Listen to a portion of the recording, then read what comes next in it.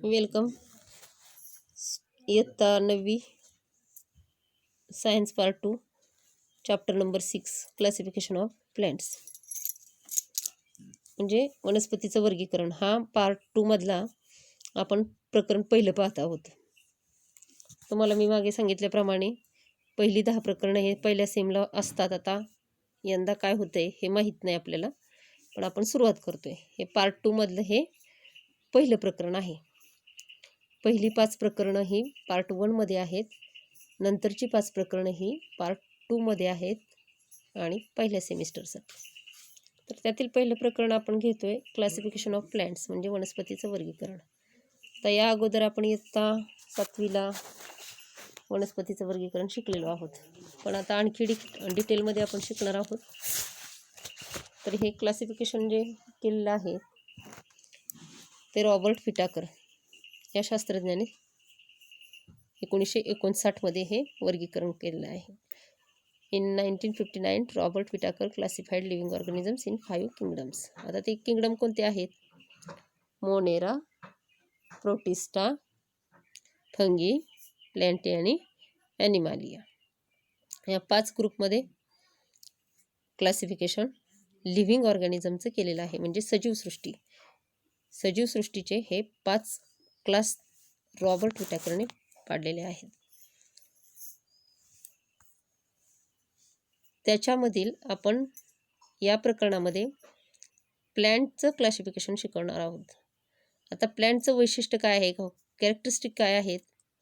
तर प्लॅन्ट म्हटलं की ते मल्टीसेल्युलर या गटामध्ये येतात.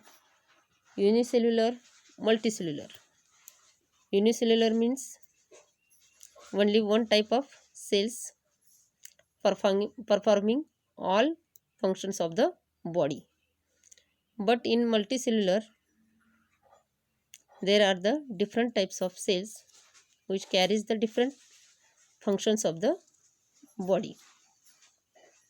त्याच्यामध्ये पहिला जो आहे तो प्लॅन्ट आणि ॲनिमल हे 2 वेगळे गट येतात. प्लॅन्टमध्ये मल्टीसेल्युलर पहिलं कॅरेक्टरिस्टिक झालं. दुसरं आहे ते युकॅरोटिक.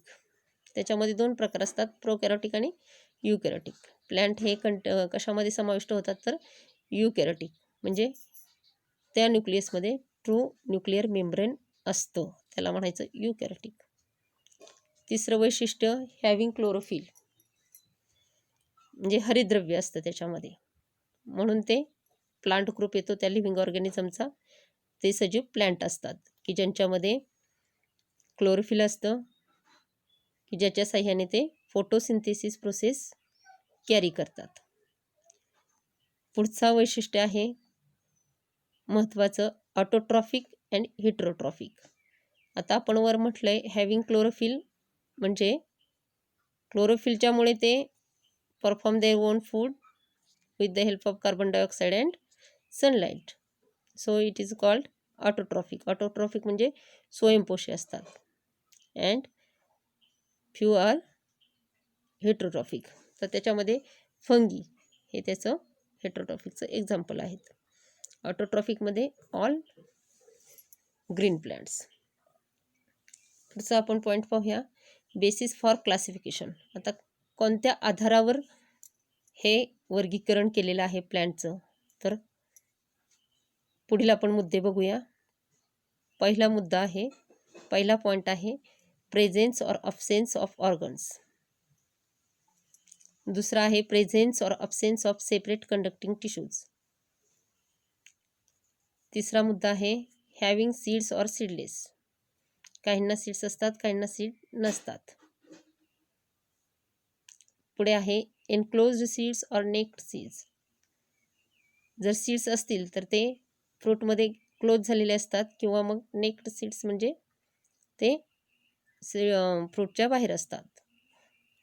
जर सीड्स आहेत एनक्लोज झालेले तर त्याच्यामध्ये 2 प्रकार येतात, 1 कॉटिलडॉन अँड 2 कॉटिलडॉन्स. कॉटिलडॉन्स म्हणजे 2 ऑर्ड्स, की त्याचे 2 बरोबर पार्ट होतात, ते कॉटिलडॉन्स. पुढे आपण त्याचं डिव्हायडेशन आपण पाहूया. क्रिप्टोगेम्स. आता क्रिप्टोगेम्स म्हणजे काय, तर असा क्लास की ज्याचे रिप्रोडक्टिव्ह ऑर्गन्स हिडन असतात. म्हणजे रिप्रोडक्शनसाठी स्टेम, काही वनस्पती स्टेमच्या साहाय्याने रिप्रोडक्शन करतात किंवा रूट, लीफ हे व्हेजिटेटिव्ह रिप्रोडक्शन असते. पण असे काही ग्रुप आहेत की त्यांना सीड्स नसतात, सीडलेस प्लांट्स असतात, पण रिप्रोडक्टिव्ह ऑर्गन्स हे हिडन असतात. म्हणजे ते त्या वनस्पतीमध्ये लपलेले असतात. आता ते कोणते, झाकलेले असतात ते, तर तो गट आहे थॅलोफायटा, ब्रायोफायटा आणि टेरिडोफायटा. थॅलोफायटा कोणाला म्हणायचं, तर तुम्हाला पिक्चर पाहते थॅलोफायटा, स्पायरोगायरा, आपलं नेहमीचं शेवाळ आपण पाहतो, साचलेल्या पाण्यामध्ये शेवाळ जे आहे तो थॅलोफायटा या गटामध्ये येतो. थॅलोफायटा म्हणजे काय, तर पहिलं ह्या उदाहरण जर तुम्ही पाहिलं तर त्याच्यामध्ये वेल डेव्हलप्ड अशी ऑर्गन्स नाहीत. बॉडी ऑर्गन्स जे आहेत, प्लॅन्टचे जे ऑर्गन्स आहेत ते ऑर्गन्स कोणते, लीफ, स्टेम, रूट, फ्लावर. त्याच्यामध्ये ह्या अशा गट आहे, क्लास आहे की त्याच्यामध्ये हे ऑर्गन्स आपल्याला दिसत नाहीत. Do not have differentiated plant body. Plant body ही ह्याच्यामध्ये विभागली जात नाही. पान, मूळ, खोड याच्यामध्ये तिचं ऑर्गन्स आपल्याला दिसून येत नाहीत. त्याचं वैशिष्ट्य काय आहे, तर पहिलं वैशिष्ट्य आहे मेनली ग्रो इन वॉटर. शेवाळ वगैरे वनस्पती आहेत, आता त्याचं उदाहरण दिलेलं आहे बघा, उल्वा, स्पायरोगायरा. तर ही वनस्पती आपल्याला कुठे आढळतात, ह्या गटातील वनस्पती ह्या मेनली ग्रो इन वॉटर, पाण्यामध्ये आढळतात. दुसरा असा पॉईंट आहे, दुसरं कॅरेक्टरिस्टिक महत्त्वाचं आहे की ह्या जर वनस्पती पाहिल्या तर ह्या सगळ्या तुम्हाला हिरव्या दिसत आहेत. हिरव्या असण्याचं कारण काय आहे की त्यांच्यामध्ये क्लोरोफिल आहे. Chlorophyll which does the function फोटोसिंथेसिसचं काम करतात, आणि म्हणून त्या काय झाल्या, ऑटोट्रॉफिक याचा अर्थ स्वयंपोषी, मेक्स देअर ओन फूड, आणि म्हणून त्यांना अल्गी असं सुद्धा म्हणतात. एक्झाम्पल दिलेले पहा, स्पायरोगायरा, उल्वा, सेलोथ्रिक्स असं त्याचं उदाहरण आहे. पुढचं आहे ईस्ट. आता काही त्यांच्यामध्ये ग्रुप असे आहेत की ईस्ट अँड मोल्ड्स असे जे आहेत की त्यांच्यामध्ये क्लोरोफिल नाही आहे. क्लोरोफिल नाही म्हटल्यावर ते आले हेट्रोट्रॉफिक, म्हणजे परपोषी म्हणतो आपण त्याला. परपोषी म्हणजे हेट्रोट्रॉफिक्स. तर ईस्ट अँड मोल्ड्स असे जे फंगी आहेत की त्याच्यामध्ये क्लोरोफिल नाही, डू नॉट हॅव क्लोरोफिल. तर तो ग्रुप येतो मग थॅलोफायटाच आहे, पण तो ग्रुप कशामध्ये जातो, फंगीमध्ये जातो. दुसरी जो क्लास आहे तो आहे ब्रायोफायटा. मेन क्लास आहे तो ब्रायोफायटा. ब्रायोफायटाचे एक्झाम्पल्स आहेत, तुम्हाला चित्रामध्ये दिसत आहेत, मॉस म्हणजे नेचे, फुनारिया, मार्किन्सिया, रिक्शिया ही त्यांची एक्झाम्पल्स आहेत. तर आपल्या पावसाळ्यामध्ये भिंतीवर किंवा दगडावर ओल्या ठिकाणी जे मऊ असं वनस्पती असते ती असते ब्रायोफायटा गटातील. तर तिचं वैशिष्ट्यच असं आहे, they grown in moist soil so they called amphibians. पाण्यातही आढळते आणि मॉइस्ट असं म्हणजे दमट ओलसर ठिकाणी आढळते, म्हणून तिला ॲम्फिबियन्स म्हणतात. They are without specialised vascular tissue. आणि ते हिरव्या आहेत म्हटल्यावर ते अर्थातच काय आहेत, ऑटोट्रॉफिक आहेत. आणि they reproduce by the spore formation. त्यांचं रिप्रोडक्टिव्ह ऑर्गन आहे तो स्पोर्स असतात. स्ट्रक्चर बघा कसं दिसते, हे flat ribbon like long without roots, stems and leaves. हे ब्रायोफायटा गटातील आहे. तिसरा जो आहे डिव्हिजन ती आहे टेरिडोफायटा. आता इथे एक्झाम्पल्स आहेत बघा टेरिडोफायटाचे. टेरिडोफायटामध्ये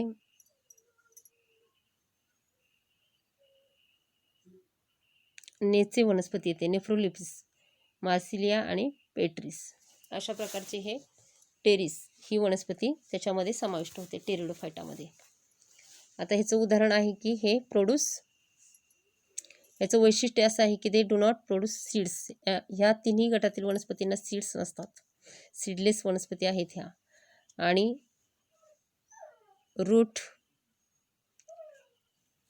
ऐवजी रूट, स्टेम आणि लिव्ज हे वेल डेव्हलप्ड दिसून येतात. इतर दोन गटामध्ये आपल्याला स्टेम, लिव्ज हे असे ऑर्गन्स दिसून आले नाहीत. पण याच्यामध्ये तुम्हाला रूट्स नसतात, पण त्याच्याऐवजी राइझोइड्स असतात. रूट्स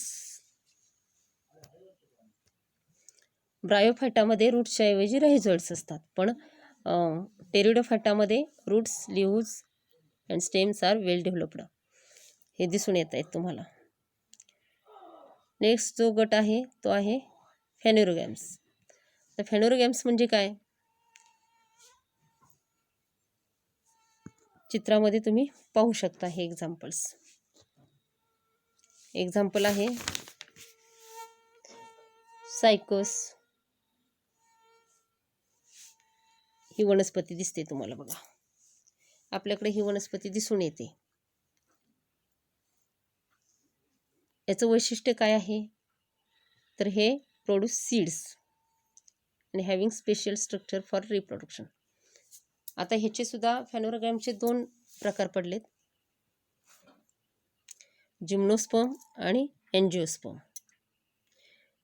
जिम्नोस्पर्म म्हणजे काय, नेक्ड सीड्स.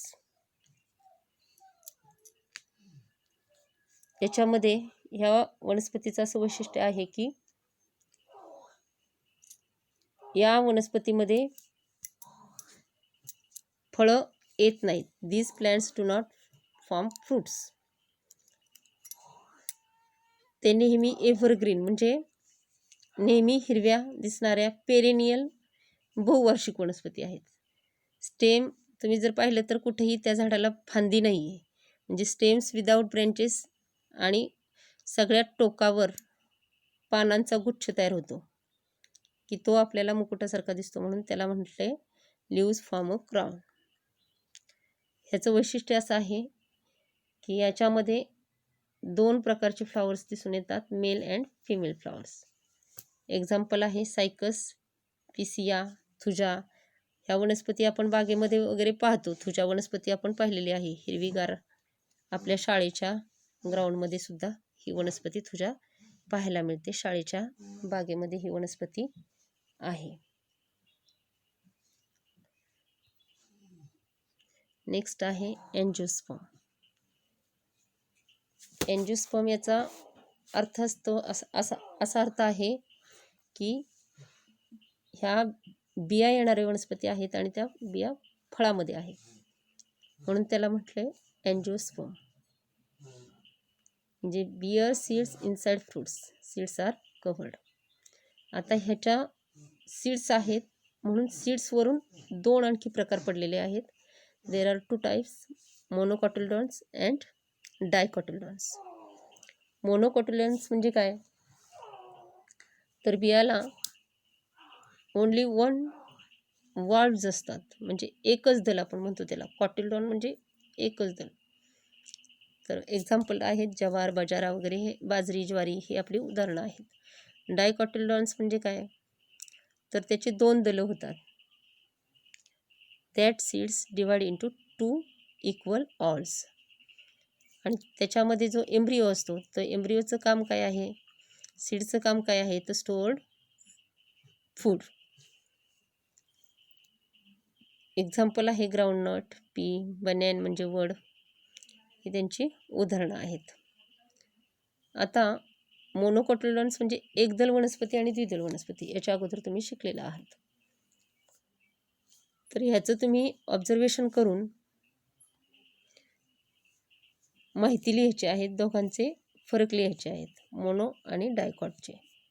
कसे लिहिताल, स्टेम कसं आहे, त्याचं लिव्ज कसे असतात, बी कसं असतं ह्याचं तुम्ही या आधारावर तुम्ही त्याचे फरक लिहायचा आहे. हा तुमचा अभ्यास आहे. तर इतकं हे सोपं प्रकरण आहे. या प्रकरणाचा चांगला तुम्ही अभ्यास करायचा आहे. मोनोकॉट डायकॉटमधील फरक लिहायचा आहे. जिम्नोस्पर्म आणि एंजिओस्पर्म यामधील फरक लिहायचा आहे. थॅलोफायटा, ब्रायोफायटा आणि टेरिडोफायटा यांचे वैशिष्ट्य व्यवस्थित वाचायचं आहे. त्या वनस्पतींचं ऑब्झर्वेशन चांगलं करायचं आहे आणि ह्यांचे कॅरेक्टरिस्टिक्स लिहून काढायचे आहेत.